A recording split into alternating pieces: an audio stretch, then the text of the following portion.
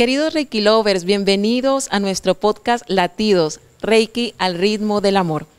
Soy feliz de ser tu anfitriona, mi nombre es Clara Gisela, soy terapeuta emocional y maestra Reiki, y este va a ser un espacio sagrado para compartir episodios con personas que nos van a inspirar con sus relatos. Vamos a aprender un poco de información de Reiki y vamos a seguir profundizando en la energía universal. Bienvenidos.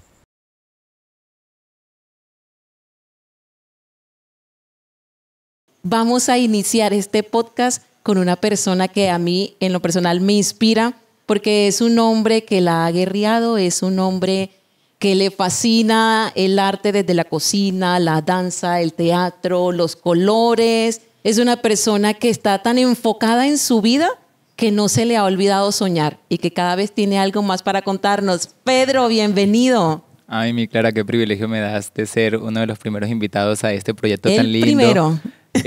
Gracias a este proyecto que tienes tan lindo, que es como poder inspirar a los demás a través de las historias de la vida real. De la vida real. Pero vamos entonces a entrar en materia, así bien directamente. Así nomás. Así nomás. Cuéntanos un poco de ti, tu familia, tus amigos, dónde naciste, cuáles fueron tus motivaciones cuando eras niño, estudiabas, te gustaba estudiar. Háblanos de ti. Bueno, Pedro viene de una familia llena de amor. Nací en Aguachica, Cesar. Ha sido mi tierra querida y añorada y destinada desde hace mucho tiempo para poder darle inicio a todo este universo que es mi carrera, mi vida, mi existencia. Muy feliz de haber tenido el privilegio de haber nacido en un sitio tan especial, tan para muchas personas alejado en el mundo, pero que tiene tanta magia y tanta grandeza que nos entrega muchas posibilidades para poder lograr lo que queremos. Qué bello. ¿Tu familia está conformada por quiénes? Mi mamá, que es una pieza súper importante en toda mi vida, mi papá, que ya me acompaña desde otro plano, mi hermana y mi persona. Ah, qué chévere. Ese es mi núcleo principal, pero como familia tengo demasiados tíos por parte de mamá y por parte de papá. Sí, porque en algún punto de tu vida otras personas también influenciaron en ti. Pero antes de tocar ese punto, a mí me gustaría que habláramos un poco cómo fue tu infancia, qué te gustaba en el preescolar. ¿Desde chiquis has sabido o te ha gustado, has tenido claridad de todo este mundo artístico o fue algo más bien gradual? Yo siento que siempre tuve la sensibilidad y el querer explorar el arte. Fui muy inquieto, o sea, muy inquieto, y veía que tenía cosas que los otros niños que eran mis vecinitos y eso no tenían. Por ejemplo, ellos iban a jugar, pero yo prefería quedarme con los grandes viendo cómo hacían tamales, o prefería quedarme con mi tía viendo cómo pintaba en tela. Siempre tuve ese querer acercarme a las expresiones artísticas o manuales de las personas.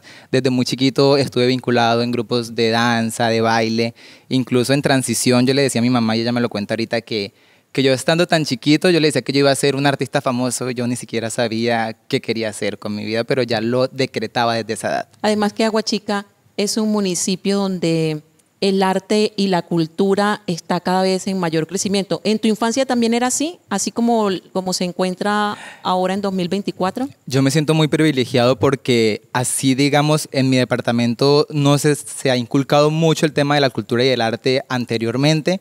Sí di con personas que amaban profundamente el arte o tenían afinidad con expresiones artísticas. Entonces, en transición tenía un docente que le encantaba toda esta parte de baile y me lo inculcó. En primaria, a una profesora que le encantaba el tema de pintura, de artes plásticas, y también me lo inculcó. Entonces, tuve el privilegio de tener personas cercanas al arte brindándome sus conocimientos. O sea, que tú estudiaste y de una fuiste a la universidad, estudiaste arte y listo, diseño. No. ¿Cómo fue la cosa? Ni siquiera sabía qué quería hacer con mi vida.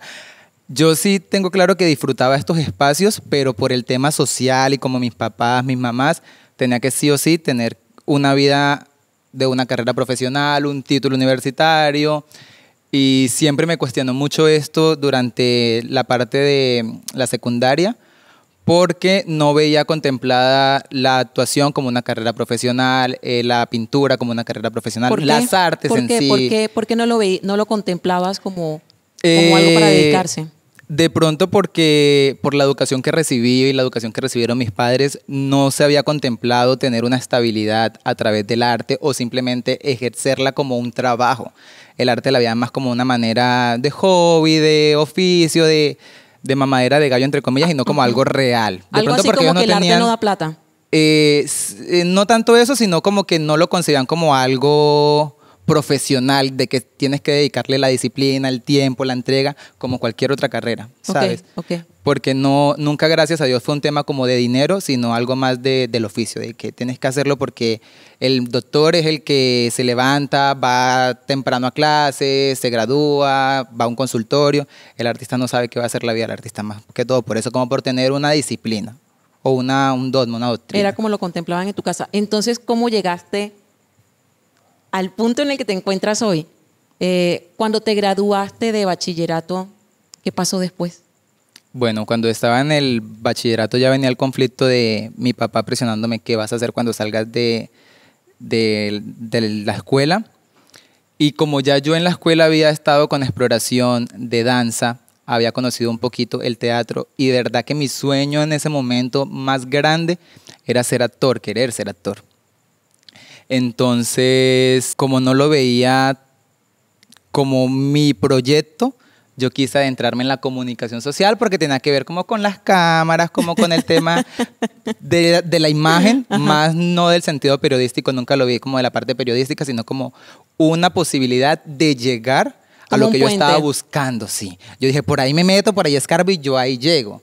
Pero cuando llego a comunicación social, que me fui a estudiar la de Ocaña, norte de Santander, doy con la gran oportunidad de encontrarme otra persona muy especial que me lleva al grupo de teatro de la universidad. Entonces ya llego y ya yo no iba casi que a clases, sino que me la pasaba era en Bellas Artes, en el teatro, disfrutando lo que yo quería hacer, que era vivir del arte. Y entonces, ¿qué pasa ahí con el tema teatral? Entonces, ¿qué pasa? Nada, yo empecé a cuestionarme mucho ya el qué voy a hacer, el no disfruto realmente. Bueno, sí honraba la carrera porque todo lo que para mí ese aprendizaje es muy valioso y me iba muy bien y lo hacía con toda la entrega y el amor del mundo porque si no, no lo hubiese hecho. Pero empiezo a cuestionarme como realmente si es esto lo que busco, realmente si estoy llevando la vida que quiero, realmente hasta hoy han sido mis decisiones.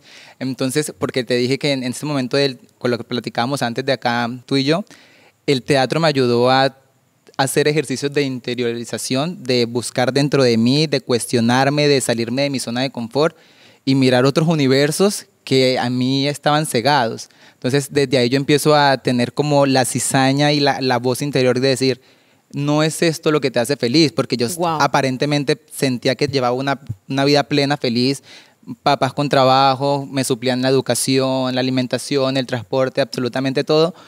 Y aparentemente eso es una vida plena y llena, pero para mí no estaba la felicidad que yo quería encontrar.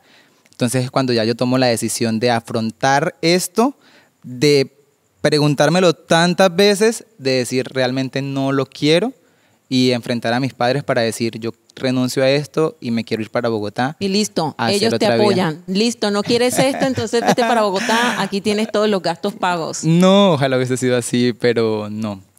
Mi papá tuvo una educación muy conservadora y pues que un chico de 17 años que no tiene experiencia, entre comillas, de vida, venga a donde la autoridad mayor a decirle que no es como ellos creen, sino como yo creo, para él generaba un poquito conflicto porque creo que no sentía autoridad, pero yo también necesitaba esa autoridad de mis decisiones en mi vida en ese momento.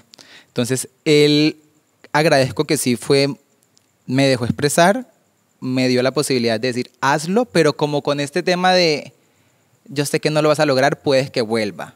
O sea, fue como un impulso, ve a Bogotá. Yo fui a Bogotá, pero ya no recibía los mismos beneficios que ellos me brindaban cuando yo estaba entonces, en Ocaña. ¿qué hacías para tu sustento? Mamar hambre, ¿no? ¿Qué hacías para tu sustento? Porque si el apoyo no era igual, ¿eso tuvo alguna repercusión en tu estabilidad de las necesidades básicas? Yo creo que lo más importante es que siempre tuve de alguna forma el apoyo moral, así no haya sido el económico, pero uno de chico, joven, que nunca se ha enfrentado a la vida, que nunca has tenido para comprar un huevo, o sea, que de ti no dependía comprar un huevo, ni siquiera pagar el agua en tu casa, y que te enfrentes a esto, es realmente donde empieza la lucha de decir qué sacrifico, qué entrego, qué no entrego. Y entonces es cuando yo digo, no, no importa, o sea, no importa lo que esto acontece con ellos, lo importante es lo que está pasando en mi interior. Y todas esas pruebas que yo estaba pasando me estaban haciendo fuertes. ¿Por qué? Porque el simple hecho de tener la determinación de decir voy por mis sueños me daba una fuerza de querer conseguirlos, así yo pasara las necesidades Bueno, fuertes. como que necesidades fuertes. Por ejemplo, a veces no tener un pasaje para ir a estudiar, no tener los 3 golpes de comida, sino que tenías que hacer un súper almuerzo grande para poder comer en ese momento. Igual a veces suena como fuerte, pero como yo estaba tras de ese sueño, tras de ese anhelo, para mí eso no me pesaba. O sea, el sentir hambre no era peso para mí. Entonces, antes era como un desafío para yo querer luchar y ser fuerte. No sé si también lo vi en el aprendizaje de mi familia, de mi papá, de siempre querer trabajar y luchar por las cosas que él consiguió. Entonces, yo también luchaba y trabajaba con mis necesidades, con una buena cara chévere y encontrándome las personas indicadas siempre en el momento y poder entregarle al mundo cualquier cosa que yo podría hacer. Si yo podía hacer aseo en una casa, yo hacía el aseo en la casa y me ganaba lo que para mí era el equivalente de 3 días de poder sostenerme bien. Entonces, Wow. Eso fue algo que yo hice durante en Bogotá en el tiempo, digamos, tenía familias, amigos, conocidos, que yo les decía, vente hago aseo este fin de semana, y yo me iba para allá, y la posibilidad de hacer aseo, comida. Entonces yo hacía aseo, comía, me llevaba comida para la casa, me regalaban en el mercado que estaba a punto de perderse o cosas así que no creían, y yo pasaba súper bien, esa era una posibilidad. Y dentro donde yo vivía, que ha sido una persona maravillosa, que también ha sido un ángel, tenían varios apartamentos por piso. Ok. Entonces yo estaba pendiente de qué apartamento desocupaban para decirle, eso hay que pintarlo. Entonces yo me le metía por el ladito y me ponía a pintar el apartamento y empecé a hacer relaciones y a llenar más mi círculo social y a ver más cada vez Y también como te una pagaban luz. por pintar. Claro, obvio, entonces. Sí, ¿no? No, Si no me iba a pintar. yo pensé que ibas a empezar a decir que también te gustaba el arte de pintar y así. No, no. No, pero era un tema de resanar con cemento, Ok. con estuco. Era algo, no era como tan artístico. Yo a veces quería Tiene su arte, pero no iba, Pero no iba una- enfocado por eso. Una anécdota es que yo siempre he gastado mucho mi dinero en la infancia, porque me he dado cuenta que he sido muy diferente, porque a mí me daban para el recreo, y yo no comía nada. Eso sí, pedía mucho, pero yo no compraba nada, y con lo que me quedaba del fin de semana me iba para una papelería y compraba foamy, pegantes, pinturas, y yo tenía un laboratorio chiquito donde con toda esa plata yo lo que hacía era crear y crear. Y siempre me acostumbré a eso. O sea, yo voy a una galería de arte y veo, ni sé crochet ni sé tejer, pero compro el crochet, compro la aguja y me la llevo para ver si yo puedo hacerlo. Entonces, durante ese tiempo que estaba en Bogotá, algo que me ayudaba mucho era pintar. Entonces yo compraba decos de madera para poder Sí, plasmar sí. cuadros y yo empezaba a pintar cuadros. Claro, una vez no tenía cómo pagar el arriendo a la señora, pero tenía ese grande cuadro así divino, grande. Y yo le dije, te cambio 2 meses de arriendo por este cuadro. ¡Uso! Porque te O hace sea que falta un también cuadro, acá en la sala te hace falta un cuadro. Lleno la gente y no hay nada de O arte. sea que también tú eres un buen vendedor. Sí, muy buen vendedor. ¿Trabajaste alguna vez en ventas? Sí. Incluso mi primer empleo formal en Bogotá, después de yo porque yo llego a Bogotá a estudiar actuación, ¿cierto? Ajá. Yo empiezo a estudiar actuación y yo lo pagaba supuestamente a cuotas. Claro, yo había momentos en los que no tenía cómo pagar la cuota y es una anécdota muy linda porque siempre lo que yo he buscado dentro de mí es cumplir el propósito de mi vida y es la pregunta que más me he hecho. ¿Cómo cumplo el propósito de mi vida? ¿Cómo cumplo el propósito de mi vida? Incluso en eso yo soy como, Dios, perdóname, pero yo llegaba un poquito como a desafiar a Dios y un día yo necesitaba 100,000 pesos. Esto no sé para los que crean en los que crean, pero hay que creer en algo, definitivamente. Yo necesitaba 100,000 pesos para poder terminar de pagar el semestre completo de la universidad y poder mostrar mi punto, o sea, mi número de teatro para ser aprobado y pasar al siguiente nivel. Si yo no pagaba eso, no podía presentar mi número y tenía que repetir el nivel. Y yo me levanté un día donde solamente tenía los pasajes para ir a estudiar. Y en eso recibo una llamada temprano de la esposa de mi tío y me dice, ¿qué estás haciendo? Yo le dije, estoy en casa, no voy a salir hoy, tengo clases, pero era porque yo estaba con todo este tema del conflicto que necesitaba dinero, que necesitaba pagar para presentar el número y yo quería seguir avanzando. Imagínate, donde yo le diga a mis papás, no hice nada, semestre de qué, ¿sabes? Era toda esa parte que les había contado. Y ella me llama, acompáñame a hacer una diligencia de la escuela de mis primos y almorzamos juntos. Apenas dijo, almorzamos juntos. Yo dije, se te abrieron yo voy allá, gasto los pasajes y yo sé que mi tío o ella me colaboran para ir a estudiar. Pero yo me arrodillo antes de salir y le digo a Dios con toda la fuerza de mi corazón y de verdad preguntándome, Dios, no sé cómo, pero tú me vas a dar esos 100.000 hoy. Le dije eso. Yo salí, cogí un bus cebollero grandísimo de esos de Bogotá. Cuando ya llega el momento de bajarme para ir a acompañar a Diana a sus diligencias, yo oprimo, me bajo del bus y lo primero que hago es ver un billete de 50 enrollado. Wow. Yo miro al lado, yo lo recojo y yo me di cuenta que no era un solo billete. Pero entonces yo lo único que hice fue empuñar la mano y corrí rápido ante mi tío y me senté. Y yo le dije, Diana, o sea, y abrí el primer billete y era un billete de 50 y veía otro billete de 50. Yo le dije, yo le pedí este dinero a Dios y Él me lo dio. Cuando yo giro el billete, uno de los billetes tenía un sellito de carita feliz, como esa que les ponen a los niños en los colegios, una carita feliz. Y yo dije, por acá es el camino. Entonces eso fue una prueba de decir, sigue adelante.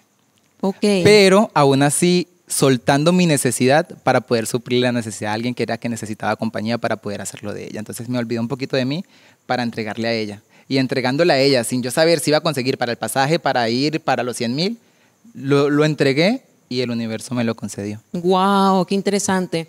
A mí me llama la atención porque tú eres una persona que yo considero muy espiritual, aunque no eres aferrado al tema religioso, ¿verdad?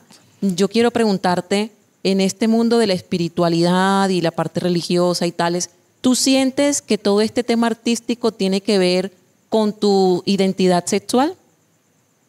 ¿O no ha repercutido directamente? No, son dos cosas por aparte que se entrelazan. Ok. Y en tu casa, listo, vamos en la parte donde ya tú empiezas como a escalar cada vez más en tus sueños, mientras tanto en tu casa, ¿qué va pasando para contigo? En mi casa, mientras yo estaba allá en Bogotá con el tema, estamos teniendo unos altibajos porque mi papá entró en una enfermedad, en la diabetes, y la diabetes le pasó a tipo 2, que es una diabetes mucho más agresiva. Entonces, yo llevaba cierto periodo en Bogotá distanciado de ellos, y como la enfermedad estaba en un periodo fuerte, y es una enfermedad que si ustedes investigan, no va a tener una sanación pronta, o se mantiene, o simplemente la enfermedad va deteriorando tus órganos hasta que ya se te apaga la vida.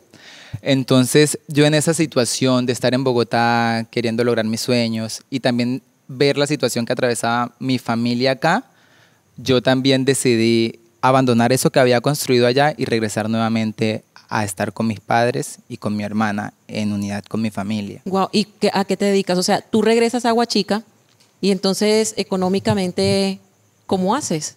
Bueno, paralelo a eso, antesito de regresar a Aguachica, yo hice relaciones en Bogotá y me vincularon a un trabajo formal.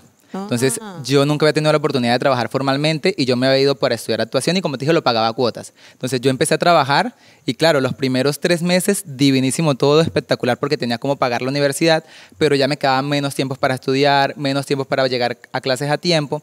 Y en ese proceso, como nunca había tenido una estabilidad económica, el trabajo se volvió solamente, giraba toda mi vida en torno al trabajo.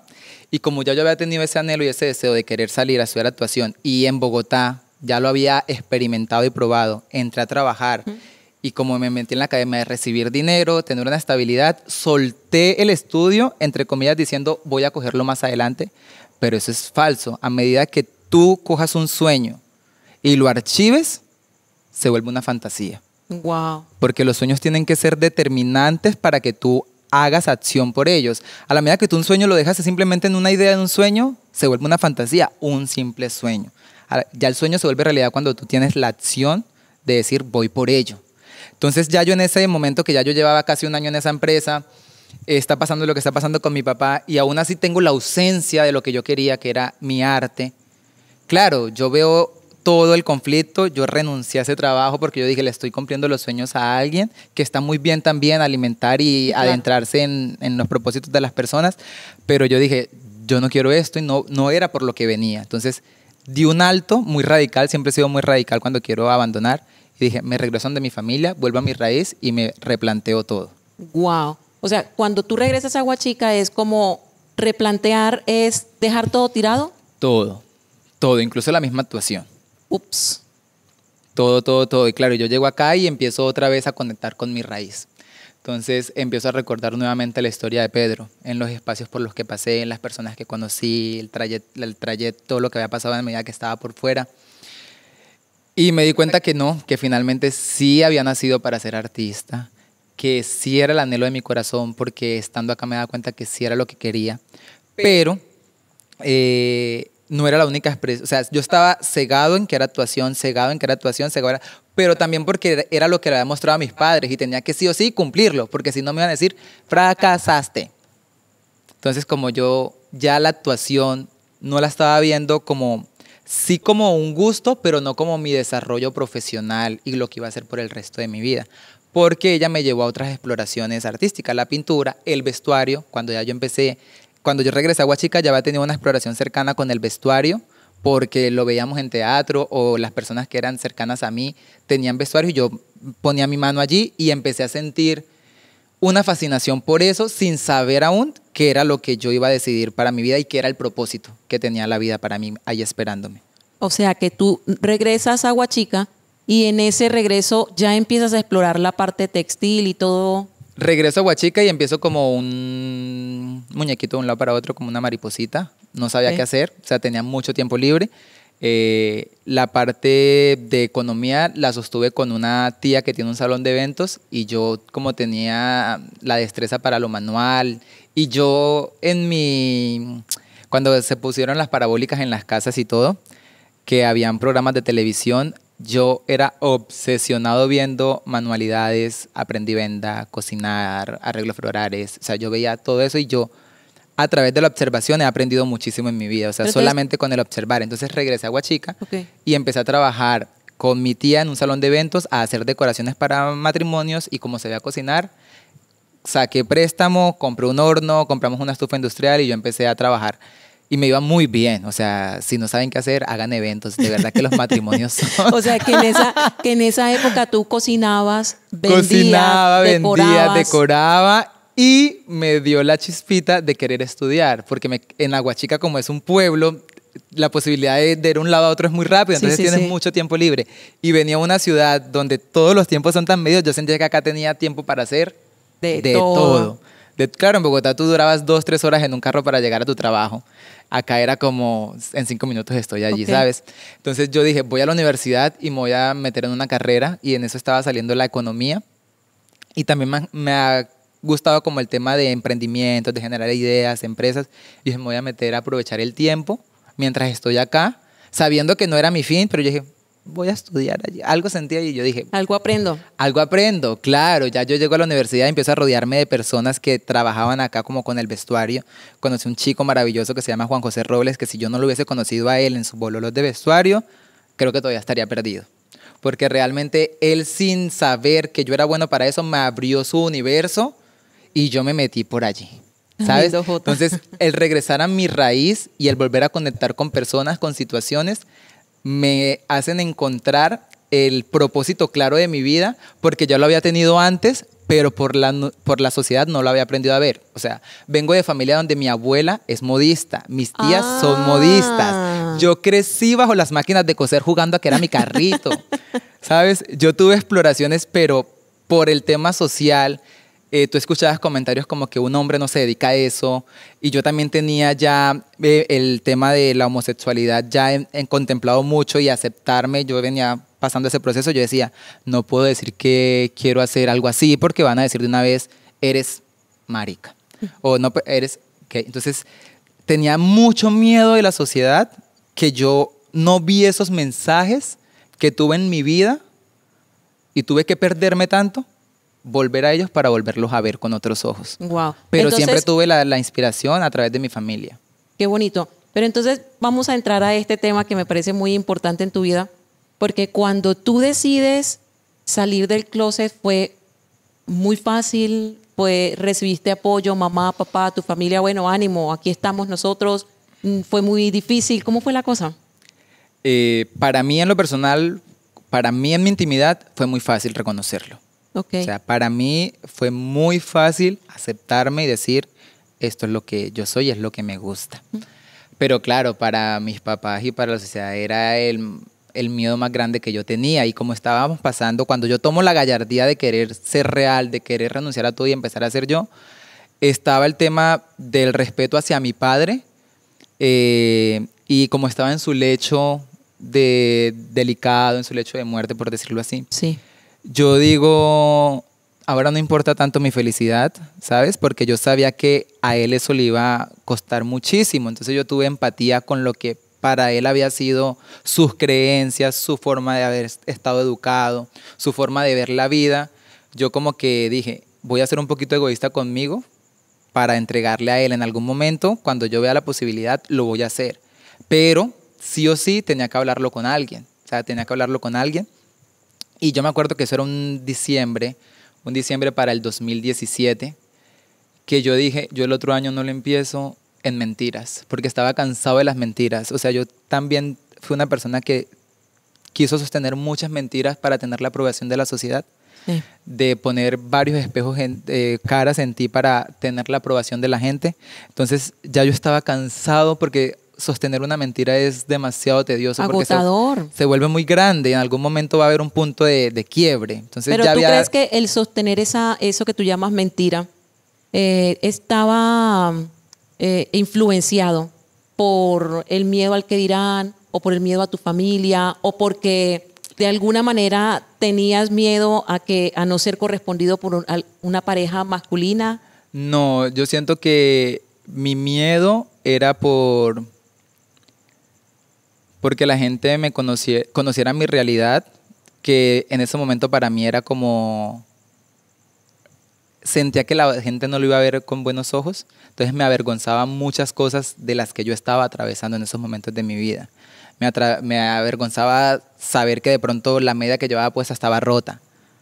Entonces yo quería vivir de apariencias para poder encajar en la sociedad. Entonces, perdí el hilo, perdón. Entonces eso fue el miedo que tenía yo, o sea, como decir, encajo, no encajo, sí soy yo, no soy yo. ¿Tú sientes que ese miedo, esa mentira que estabas manteniendo, estaba influenciada por el temor a ser rechazado por tu familia o por ser rechazado de la sociedad o el tema religioso, moralismos? Yo creo que era más por como yo tenía idealizado lo que era ser una buena persona dentro de la sociedad. O sea, yo pensaba que las personas dentro de la sociedad no tenían problemas, o sea, no se enfrentaban a circunstancias de depresión, de tristeza, de falta de plata. O sea, yo pensé que la gente tenía una vida concebida ideal, perfecta, ideal, y como yo no era eso, yo decía, yo no soy nada, o sea, yo no valgo nada, yo no represento nada para la gente. Entonces me avergonzaba un poquito el no ver toda la grandeza que había dentro de mí, así yo estuviera atravesando situaciones que en ese momento me tenían aprendiendo de la vida. Wow. Cuando llega el momento en el que tu padre ya está en las últimas, tú, bueno, esto lo quiero compartir porque ya lo hemos... pero ahí te retomo el hilo. Okay. Te retomo el hilo de que hay un diciembre que yo dije, ya yo no quiero vivir con más mentiras. Okay. Yo necesito ser yo, y dentro de ese grito era decir, me gustan los hombres. O sea, ya yo era libre en que puedo tomar decisiones de que hoy cogí la comunicación social, renuncié, hoy cogí esto, lo renuncio, no me importa qué digan, es mi felicidad. Pero nunca había tenido la gallardía de decir, yo soy homosexual, me gustan los hombres, ni quita ni pone, ni nada. O sea, no cambia absolutamente nada de mi realidad porque sigo siendo igualito. Y yo ese 1 de enero del 2018 siento a mi madre en una habitación y le digo, porque ella ya cuando yo tenía 8 años me entró a esa habitación a hacerme la pregunta, a decirme, ¿te gustan los hombres? ¿Te sientes mujer? Yo era un niño de 8 años. No había tenido educación al respecto, no sabía qué contestar, yo simplemente no contesté. Pero ya cuando ya tengo ¿Perdón, un niño de 8 años? Un niño de 8. Wow. Porque entonces yo en ese momento la llevo a esa habitación y le digo, te estoy sentando en esta habitación, tú a los 8 años me preguntaste esto, no sabía qué responderte. Hoy el Pedro, de 20 y tantos años, te dice, sí, me gustan los hombres y soy homosexual. Mi mamá siempre lo supo, porque su respuesta fue como, hijo, yo siempre lo sabía y siempre estuvo en mí, siempre estuvo acá. Pero como veníamos con el tema de mi papá, yo dije, solamente quiero el apoyo tuyo, de mi hermana, y ya con mi papá yo veré. Pasó ese año y ya mi papá realmente entró en un momento súper crítico. Mi papá fue amputado de la pierna ya. Uf. Y como ya yo había leído tanto, siempre he sido muy curioso de que lo que me gusta lo investigo y lo aprendo. Sí. Y yo había leído tanto que ya esas pequeñas patologías me estaban advirtiendo de se viene un final. O sea, así yo tuviera mi fe en mi cosa, o sea, los resultados, las cosas clínicas eran muy malas y no tenía una garantía buena. Incluso mi papá nunca se quiso cuidar mientras tuvo la enfermedad. Él se quiso cuidar fue cuando ya le avanzó a tipo 2. Entonces yo en ese momento de que regresé a Huachica, conocí a Juan José Robles, ya le había dicho a mi mamá que quería hacer esto, entraron los carnavales en esa época. Yo dije a mi papá, después. Entonces, en los carnavales yo hice un vestuario porque necesitaba dinero y había un concurso al mejor disfraz. Yo dije, yo creo que yo puedo concursar. Voy a concursar por sí. De verdad que fue algo que me nació, no sé de dónde. Dios poniendo el mensaje y yo, incluso cuando me fui a inscribir en el INDREP, acá como que ya han personas que han participado, hay gente que siempre ha movido la cultura y ya se conoce entre ellos. Y yo llegué como un desconocido y todos me miraban como, ¿este niño quién es? O sea, claro, yo me había ido de Aguachica, no tenían mucha idea de quién era Pedro, había regresado. Me inscribo y te juro que es allí cuando yo salgo el primer desfile y me pongo mi tocado, que como yo había preguntado tanto cuál era el propósito de mi vida, yo escuché una voz que me decía, este es tu propósito. Yo estaba performando, llevando un traje de carnaval, pero lo que yo sentía en ese momento eran como flashbacks de mi vida que me afirmaban, naciste para ser diseñador. Entonces, como ya yo había sanado la relación con mi madre y le había contado toda esta parte, ya mi papá estaba obviamente en su lecho muy grave, muy débil, había salido de la amputación, pero yo dije, se me está pasando la vida a mí también y no voy a hacer lo que yo quiero por mi vida. Mi papá tenía 48 años cuando estaba enfermo. O sea, tenía aparentemente una vida por delante. Sí. Yo dije, mi vida se me puede ir en segundos. Entonces, ese ejemplo tan fuerte, pero que de verdad valoro muchísimo porque me hizo abrir los ojos de decir, la vida es un ratico, o lo haces ya o no lo vas a hacer. Yo me acuerdo que yo tomé la decisión ipso facto de irme para Medellín y dejar economía. Y de irme a estudiar diseño de vestuario. Estando en Medellín estudiando un poquito de eso, yo iba y venía. Y ya mi papá entra ya en la fase terminal de la enfermedad. Y yo estudiando, y algo muy lindo también que tengo que hablar con de mi papá en ese tema, es que yo cuando estaba chiquito siempre quise hacer muchas cosas. Que danza, que atletismo, que judo, que en todo me quería meter, porque tenía mucha energía. Y él casi no me apoyaba en esas cosas, nunca me apoyaba. Por ejemplo, tengo un viaje de atletismo, yo estaba preparado para ir a competir, y él me decía, no va. Y me frenaba el sueño de ir. Para siempre fue súper parco. Y cuando yo le digo a él, quiero ser diseñador, y como él vio que me fue tan bien en el carnaval, fue en una de las pocas cosas que me apoyó. Wow. Ya estando él en su final. Entonces, tu papá enfermó, está muy grave, vente. Yo sentía que mi papá iba a morir y yo dije, es el momento de mostrarle la verdad y de que él vea con ojos real quién es su hijo. Entonces yo me vengo para Huachica, entro al hospital y empieza este temor de decir, ¿cómo le voy a decir esto a él si se está muriendo? O sea, ¿con qué cara el hijo en sus últimos días va a venir a decepcionarlo a él con algo tan fuerte? Y más porque sé que viene de una familia donde estuvo el machismo. Conservadora. Y yo tomo desde el amor, porque de verdad sentía que el hijo que él estaba viendo no era el hijo que había traído al mundo, porque no me mostraba como el hijo en esplendor. Voy allí, le tomo la mano y realmente el mensaje más de dárselo yo a él me lo dio a mí, porque yo solamente tuve que decir como muy poquitas palabras. Yo le dije, papi, mira, hay personas que les gusta el chocolate, a otros las vainillas y apenas yo dije así, él ya sabía por dónde le bajaba el agua al molino. Porque también vengo de él, o sea, el padre también yo siento que él sabe, de pronto lo rechazaba. Y lo entiendo porque pues era su manera de ver la vida, de lo que para él estaba bien. Y él me dijo en estas palabras que nunca las voy a olvidar y es, hijo, yo le voy a decir una sola cosa y es, uno en el mundo es lo que es. Y la esperanza es lo último que usted pierde. Ya. No me dijo más nada respecto al tema y ya tuve la oportunidad de confesarle a él lo que ya yo era. Incluso fue un momento crítico y resulta que no falleció. Gracias a Dios tuvo la oportunidad de seguir acompañándome en los procesos del carnaval. Pero mira, te voy a comentar algo y es que si tú estás en la vida de alguien, tienes que estar para entregarle algo positivo o bueno, si no, no entregues nada. O sea, que lo que entregas sea para construir y no para dañar. Que lo que entregas sea para edificar. Porque mi papá en este tema de la educación, cuando me restringen en tantas cosas, se perdió el privilegio de ver a su hijo, ¿sí?, siendo el bueno en esto, siendo el bueno en aquello. Tanto que en su enfermedad, como te digo, la diabetes es algo que los órganos los va dañando. Y cuando él quiso ver a Pedro, el diseñador, que fue el segundo año que yo me disfracé de dragón, ellos tenían un puesto de comidas donde terminaba el desfile, que para esa época era como en la 20, con Quinta Cana Huachica para los que conocen. Entonces yo salí, él me acompañó la noche anterior y hablamos en la madrugada, él se sentó conmigo a preguntarme cosas. Y yo termino el desfile y lo primero que hago es decir, quiero correr para que mi papá me vea. Y me acuerdo que toda la gente estaba reunida, los grupos de danza tomándose fotos y yo quería era que mi papá me viera. No me importaba la gente, o sea, sí me importaba si era valioso, pero en ese momento yo solamente quería era que me viera mi papá. O sea, porque él ya me había apoyado y como yo no hacía vestuarios todos los días, sino que solamente esperaba carnaval para sacar un disfraz mientras me preparaba. Yo corro ante él, que estaba sentado, y su expresión fue... Mi papá ya había perdido como el 75% de la visión.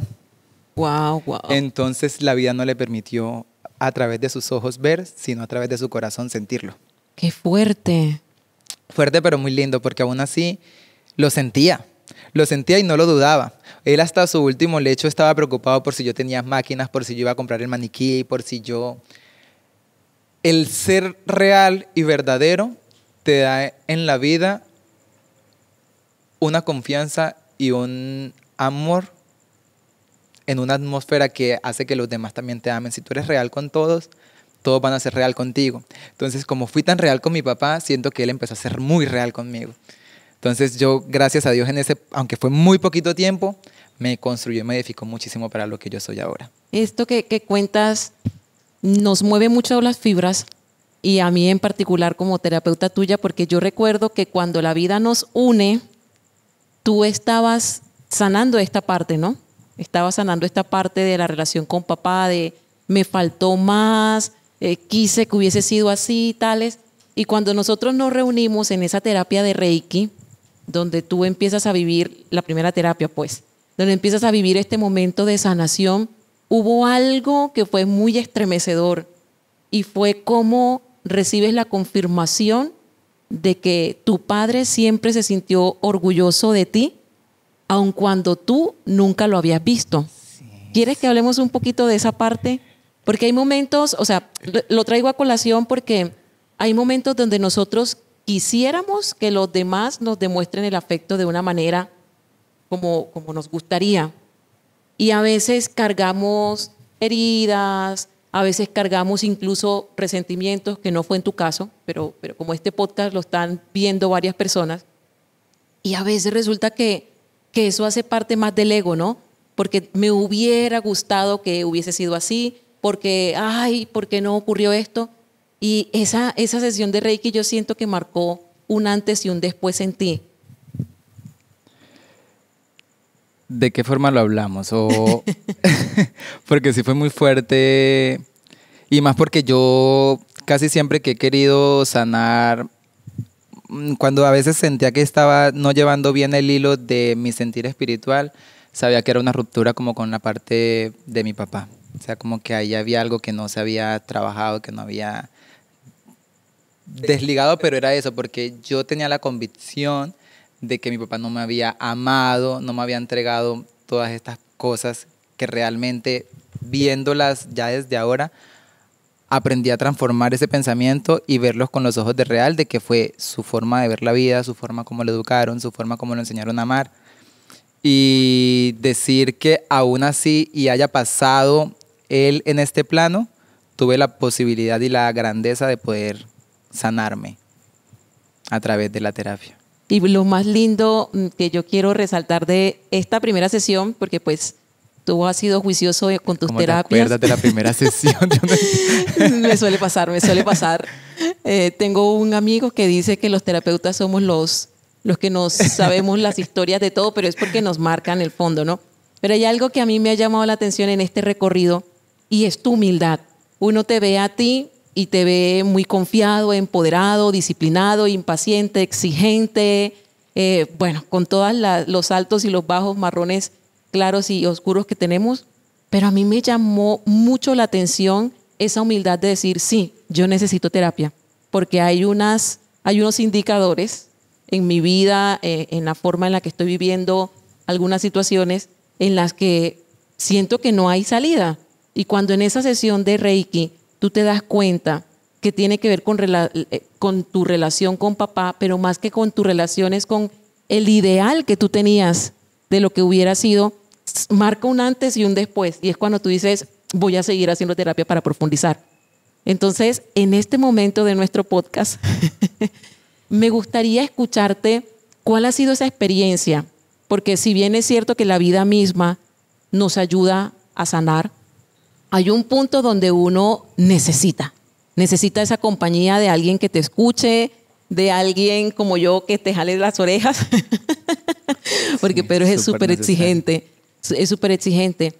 ¿Cuáles crees tú que han sido esos aportes que te ha dado la terapia? Tanto la de Reiki como la emocional, ¿no? Porque hemos trabajado mezclando ambos tipos de terapia. Bueno, sí. Voy a decir algo como de preámbulo y es, como siempre he estado como en una búsqueda de trabajar mi espíritu, y no se trata de quién es más espiritual, quién es menos espiritual, sino que ¿qué te lleva a la espiritualidad? Como el tener un propósito y un sentido a la vida. Ya el hecho que tú le tengas un sentido a tu vida, de que te levantes a hacer ciertas cosas, a plantar, a cocinar, ya eso le da un sentido a la vida y te da un paso al mundo espiritual, ¿sí? Así tú no lo tengas tan en conciencia, es el espíritu el que está generando la energía para que tú acciones. Entonces yo siempre tuve esa curiosidad de trabajar el espíritu, porque también cuando veía a las personas que me han inspirado, veía en ellos y notaba en ellos comportamientos, palabras que descifraban una grandeza interior en ellos, más de lo que yo veía en su entorno. Entonces yo decía, ¿de dónde viene toda esta magia? Entonces yo siempre traté de alimentar mi espíritu, mi espiritualidad, de muchas formas, con medicinas ancestrales, con meditación, y todo lo que para mí edifique mi espíritu siempre va a ser bien visto y bienvenido para mi vida. Entonces, como te digo, siempre la vida me ha puesto personas en los momentos indicados, y en ese momento me puso contigo, cuando ya yo sabía y había escuchado sobre las terapias de Reiki, pero nunca me había adentrado en ellas. O sea, llegué nulo, sin saber incluso que era el Reiki bien. Y tomé la determinación de hacerlo porque sentía que no tenía esa felicidad dentro de mí que he sentido en otros estados ya de plenitud. Entonces, a la medida que siento esa fractura, ya he aprendido a hablar y a mostrarme vulnerable y a decir realmente necesito ayuda porque no me las sé todas, porque hay gente que ha tenido más experiencias que yo, porque hay gente que ha trabajado más su vida, sus decisiones, y poder tener esta posibilidad fue la determinación para decir voy a tomar terapia de Reiki, porque también es una forma de sanar y de educarme y de seguir engrandeciendo mi espíritu, porque yo siento que lo que te hace diferente en el mundo son todo lo que tú te engrandeces por dentro. O sea, si tú no tienes una grandeza interior, nunca vas a tener una grandeza externa. ¿Y sientes que siempre fue así o hubo alguna persona que influyó para que tú aprendieras a confiar y a soltarte? Porque entre otras cosas, tu perfil energético es un perfil de yo no confío de buenas a primeras, pero cuando confío me entrego todo. ¿Sientes que hay alguien o algún episodio algún lugar que marcó en ti esa pauta de decir, sí, voy a aprender a confiar, voy a aprender a soltar un poquito? Sí, sí, mira, porque alterno a eso y en otras experiencias de vida he tenido también la posibilidad de ser ejemplo para otras personas que van como recorriendo un camino muy similar al mío, pero ya yo he pasado y he tenido la posibilidad de aconsejar, de entregar palabras de aliento para estas personas y el saber que cuando estas personas venían a mí tan caídas, tan mal, unas solas palabritas mías los ponía otra vez en su centro y los hacía llegar a niveles altos, me empecé a dar cuenta que yo también debía hablar lo que para mí estaba volviéndose una plena oscuridad y que no quería hablar con nadie. Yo dije, si yo lo puedo hacer, otra persona lo puede hacer por mí también. Entonces fue así Qué que bello. empecé a aprender esa parte de dejarme ayudar y a soltar y decir, necesito ayuda. Qué bonito. Detrás de cámara me comentabas algo de tu gran amiga con la Juliana. que, con la que empezaste a hacer como este camino de mostrarte vulnerable, de confiar más en ti, Ya, sí. de atreverte a decir sí. Claro, mira, yo cuando conozco a Juliana, yo la conocí en un momento de mi vida en donde no tenía cómo pagar el estudio de actuación allá en Bogotá y la familia de ella, con ella tenía una escuela de actuación y era tanto mi agobio, o sea, era tanta mi tristeza, tanto mi desespero que fue un impulso, de eso no debía escribir eso, pero sí debía escribir eso. Entonces yo cogí y le escribí, Juliana, no tengo cómo pagarte los estudios, yo te lo puedo cambiar a punta de trabajo y tú me das las clases. Y ella empezó a ver en mí y a notar en mí ciertas cosas que estaban pasando y empezó a conocerme como ninguna otra persona me había conocido, porque yo con ella tenía la posibilidad de ser yo en todo mi esplendor, de ser chistoso, de ser elocuente, de mostrarle que he fracasado, de mostrarle que no tengo un peso, mil cosas. Y ella se empezó a enamorar de mí, de esa persona que era. Incluso empezó a relacionarme con personas y con el entorno para yo fluir, pero yo llegaba y yo era así. Ay, por Dios. Yo llegaba y yo no hablaba, yo miraba a la gente cómo cogía el vaso para yo cogerlo después, o sea, empecé a generar una doble cara y Juliana siempre estuvo, tú no eres eso, ve de acá, tú no eres eso, muéstrate real, muestra lo que tú... No pasa nada. Y Juliana se ha enfrentado a situaciones en su vida. Su mamá era dueña de un colegio inmenso en Bogotá, eso era su estabilidad económica, perdió el colegio total, perdieron todo y se fueron al tocar un fondo y les tocó empezar desde cero. Entonces ella sabía que eso no era impedimento para seguir logrando las cosas. Entonces ella me decía, no, no importa lo que estés atravesando, no importa tu economía, no importa tu ropa. Pedro, eso vale huevo. O sea, eso no es nada. ¿Qué vale de Pedro? Tu sonrisa, tu afecto, tu forma de entregar una ayuda, tu forma de cocinar, todo eso es lo que te hace rico. Y hermosa esta mujer, que Y hayan con más ella Julis. sí, que hayan muchísimas más, Juliana. Y con ella fue que realmente yo empecé a valorar y a honrar toda la grandeza que había dentro de mí. Eso es a lo que yo llamo tener el círculo nutricio o estas personas vitaminas de las que hablan algunos psicólogos, o tener esa amistad, ese lugar seguro. Es tan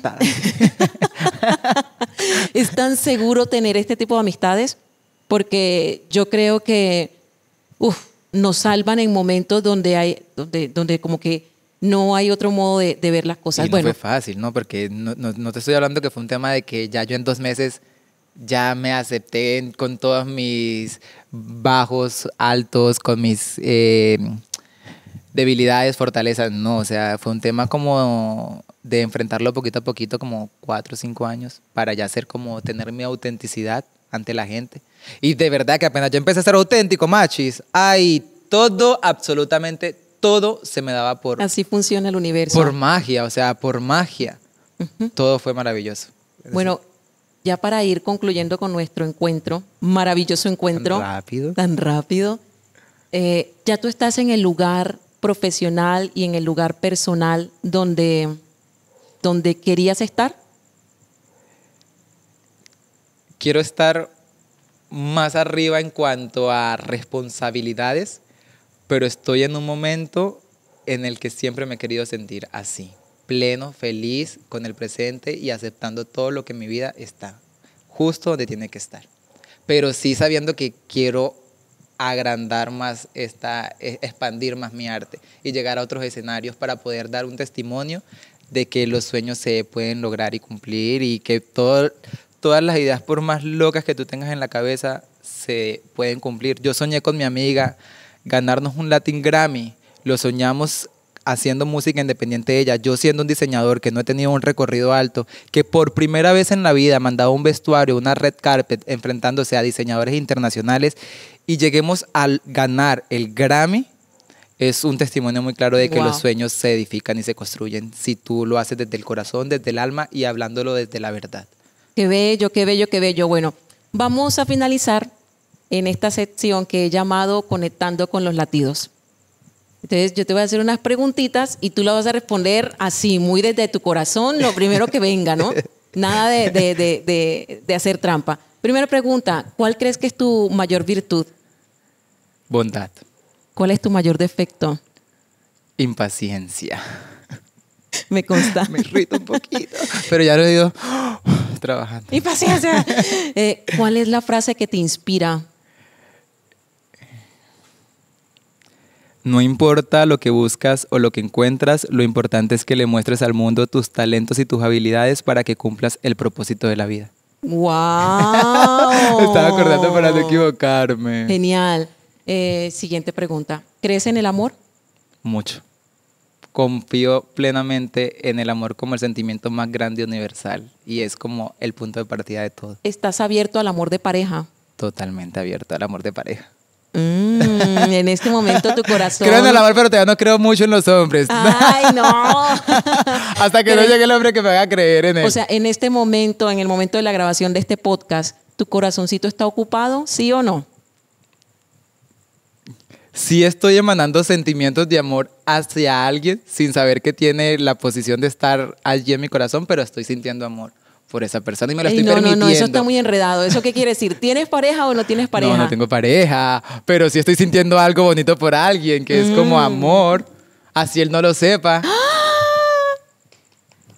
Pero me hace sentir muy bien en mi vida en diferentes aspectos y me lo permito.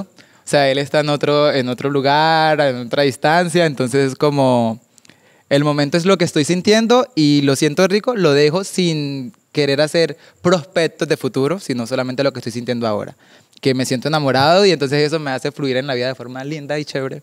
Hablando de los latidos, ¿de qué nos enamoramos? Cuando vemos a otra persona, ¿de qué te enamoras tú? Del alma. De lo que me produce. Solamente su presencia. ¿Y qué es lo que más despierta tus sentidos en general? La felicidad, como la plenitud, que las cosas se estén dando bien. Si tú, digamos, tenías las ganas de tener un ganchito morado y me llegas mañana, tengo el ganchito morado, para mí eso es el acontecimiento más grande del mundo, porque me emocionan esas cosas. O sea, como que la gente consiga lo que quiere o haga lo que quiere, eso a mí me acelera los latidos. Me quiero ir de acá porque estoy fastidiada. ¡Vámonos de acá ya!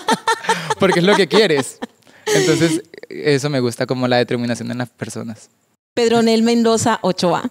Me siento feliz de que, primero que todo, hayas estado con nosotros en este primer episodio. Segundo, algo que no dije y súper importante, es la primera vez que te abres a compartir todo este mundo maravilloso que para ti ha sido tan íntimo de una manera pública. Oye, sí, y ahora que estoy acá como en el paredón, me doy cuenta que es una montaña rusa lo que he vivido y es un mundo tan grande de historias que digo, wow, todo ha valido la pena. Y que nunca me había sentado como a recordar y a mirar atrás todo lo que he atravesado y me parece súper lindo poder reconocerlo ahorita y llevarme eso también para mí. Porque más que sea el podcast y que salga, es la terapia que tengo ahorita conmigo mismo de decir, wow, Pedro, todo eso has hecho o todo eso has vivido y es súper lindo también reconocerlo. Muchísimas gracias por estar aquí. A todos los que están viendo nuestro podcast, los invito a que sigan a Pedro en sus redes. Actualmente, en el momento de la grabación de este podcast, Él está haciendo unos trabajos espectaculares. Aquí en la cajita de descripciones vamos a dejar las redes sociales donde lo encuentras a él súper activo. Y si quieres hacer algunas preguntas, comentarios, no es sino que no los dejes. Si esto te ha servido a ti, porfa, compártelo. Hay muchas vidas que nos inspiran no solamente a nosotros, sino amigos, vecinos, parejas. Y bueno, deseo que tengas una feliz jornada y que el Reiki, el amor que hay en los latidos de cada uno de nuestros corazones sigan habitando hoy y siempre. Muchas gracias. Muchas gracias.